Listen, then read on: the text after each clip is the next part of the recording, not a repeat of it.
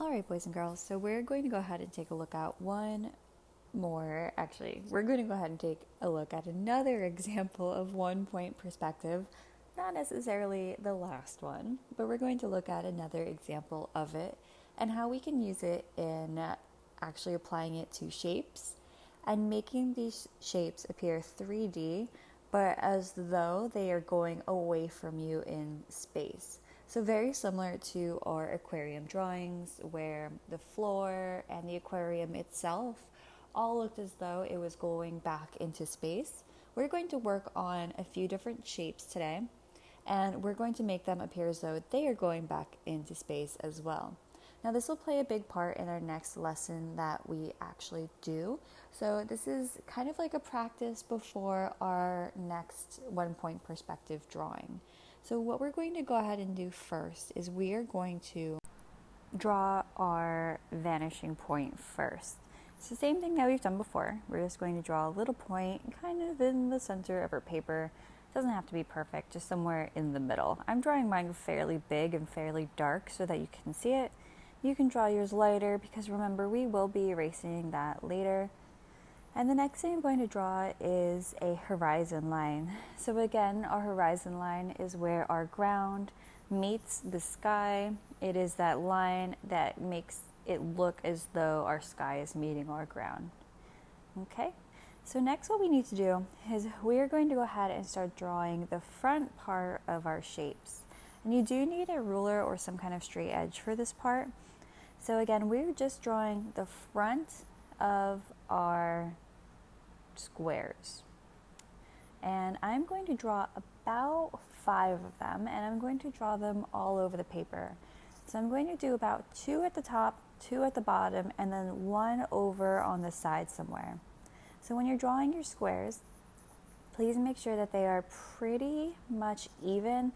Hopefully they're not like wonky squares or rectangles. I mean, I guess you can draw some rectangles, that's fine.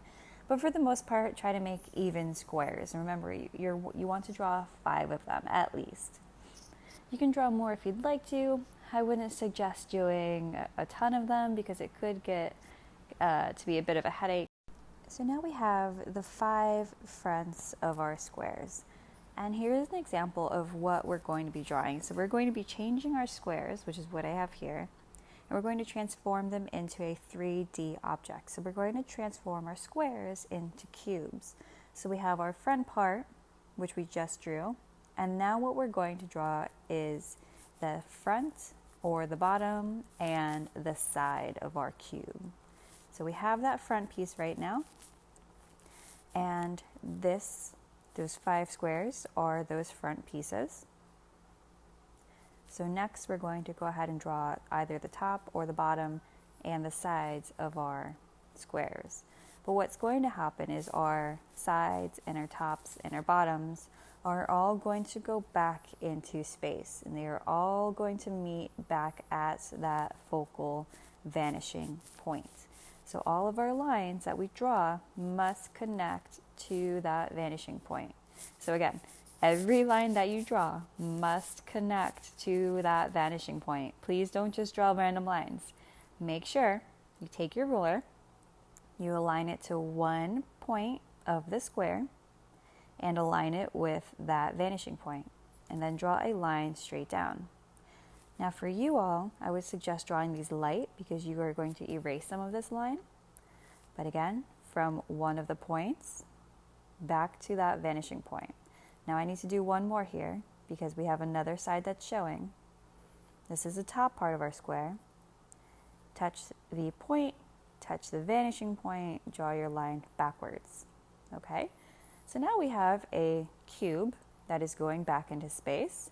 We do not need to draw a line on this last point here that I'm showing you because our cube is solid and we would not see that line. But what we do need to draw is an ending to our cube. Right now it looks like a really, really, really long cube, like it's going off into space forever and ever and ever and ever. So we want to kind of stop it. We want to draw the back end of our cube. So what I'll do is I'll just draw a line straight up and down on the inside there.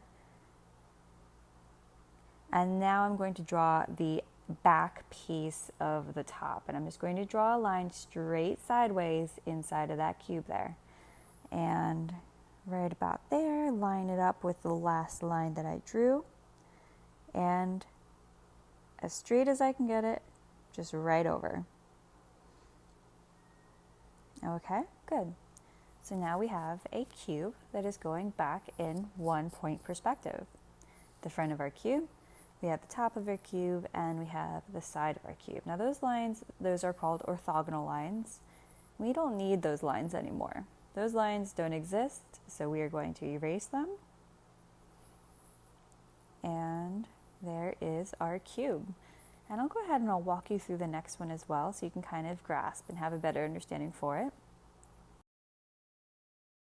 And so let's go ahead and bounce over to our next square. And I'm going to do this one off to the side a little bit because naturally it doesn't have a top and a bottom. It actually only has a side because it's right on that horizon line.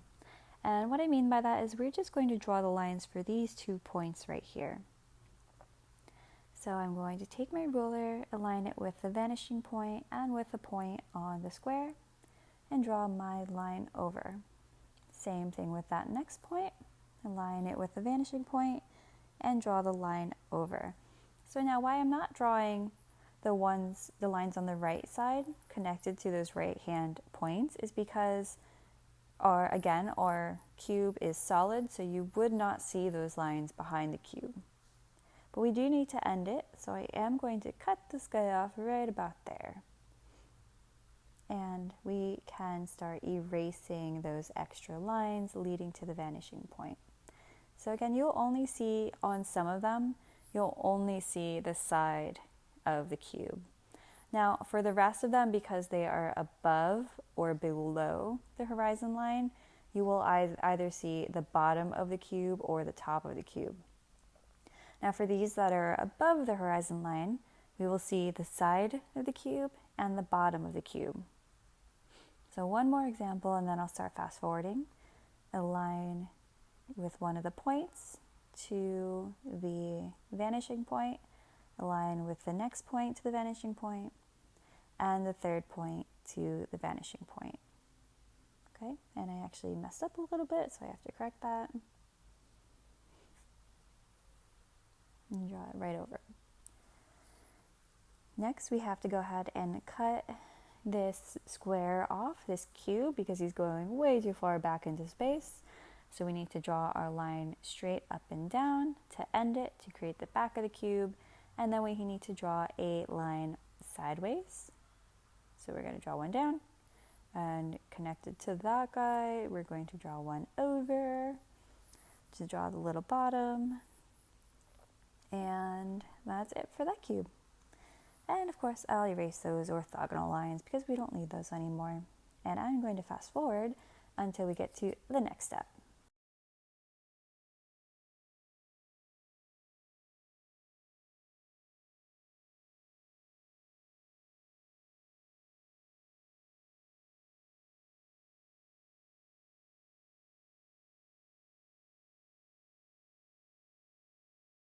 So as you can see, I went through and I erased all of the extra lines that we don't need. So my vanishing point, that dot, the horizon line, and any of those other orthogonal lines that we didn't need. So now what I'm doing is I'm going through and I'm kind of mapping out where I want my little like ribbon, snake-like thing to go through. So I'm drawing a circle and I'm going to draw another circle and I'm going to draw this kind of ribbon connecting from one of the circles to the next. And this will just be a really fun, kind of interesting detail to draw throughout the rest of the piece. And it's just going to kind of connect everything together. So I'm going to go ahead and now draw another circle in the connecting piece, the connecting cube, so that they are together. So now because this ribbon comes out of the first circle that I drew and into the second circle that I drew, I'm going to pretend like it's coming out of the side of the cube. And so I'm just going to draw it right from connecting from the corner and working its way back up to the front. I'm going to draw another circle on this cube, and I'm going to draw my ribbon going straight into that cube. So my little circle kind of goes around the edges of the ribbon, so it kind of looks like the ribbon is going through. Again, drawing another one so it shows where the ribbon will come out, another circle, and back up to the front of this cube.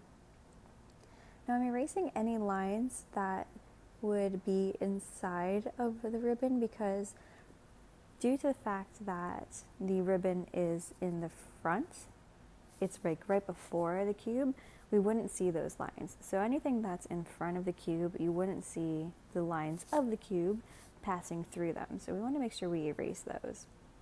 And this is something that you can kind of make up as you go along. You don't have to necessarily follow my design pattern. You can make the ribbon go through one of these or two of these. It's completely up to you. They don't even have to be connecting. This is just the path that I thought was most natural for my drawing. So that's where I'm going to kind of take it. So I know this seems a little bit complicated at first, and it might take you a few times to really get the hang of it, and that's completely natural. The ribbon is a little bit more challenging, but if you need to go back, rewatch it, or pause the video at any point, please feel free to do so that you don't feel like you're getting left behind. Now, I know that this is a little bit challenging to do with the ribbon, but everything else from here on out is pretty easy. So for right now, we're just going to focus on tracing everything with a black marker or Sharpie, and then we're going to move on to the coloring portion of it. Alright, so now with the coloring, there's really only 3 main ingredients that you need for coloring your cubes, and it's really not that difficult. And think of it like cooking, so you need 3 ingredients to make this look like a 3D cube. So what I'm doing is I'm going to choose whatever color. I'm choosing green. You can choose whatever color you want to draw this or color this. And I am going to color very lightly on the front of my cube. So on every single front, doesn't matter what color you make it, it has to be nice and light.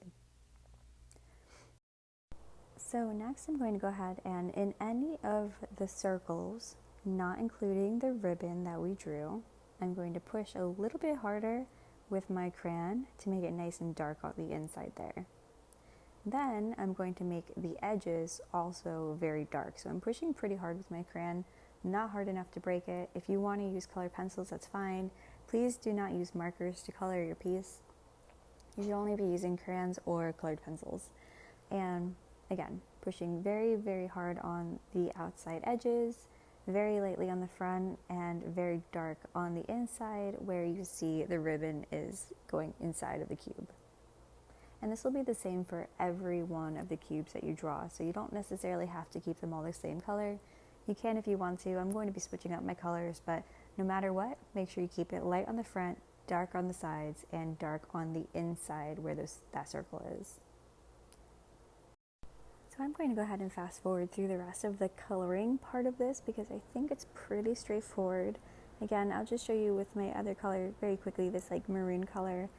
Coloring really lightly on the front, again dark on the inside and dark on the edge, the outside edge. And from here I am going to kind of save you some time by fast forwarding through. At the end I chose a neon kind of yellow for my ribbon. I chose this because it's something that stands out really brightly, and you can use marker for the ribbon if you'd like to. And kind of play around with the colors. You can color the background if you'd like, you can change up the color scheme on the inside, you can draw the ribbon a different color. It's completely up to you as long as you stick with that like same ingredient for coloring your cubes.